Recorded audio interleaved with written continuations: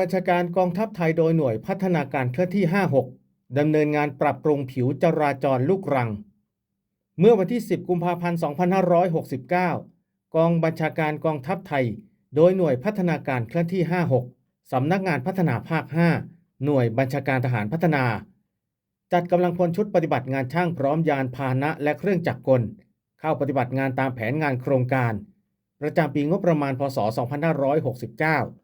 เข้าดำเนินงานปรับปรุงผิวทางจราจรลูกรังกว้าง 4 เมตร ระยะทาง 3.650 กิโลเมตรเพื่อให้ประชาชนในพื้นที่สามารถเดินทางสัญจรไปมาได้อย่างสะดวกณบ้านไร่ภูจองหมู่ 19 ตำบลนาจลวยอำเภอนาจลวยจังหวัดอุบลราชธานีขอบคุณภาพและข่าวจากฝ่ายกิจการพลเรือนหน่วยพัฒนาการเคลื่อนที่ 56 ผมจ่าสิบเอกพัฒนพงษ์บัวงามศูนย์ประชาสัมพันธ์สำนักงานพัฒนาภาค 5 หน่วยบัญชาการทหารพัฒนารายงานครับ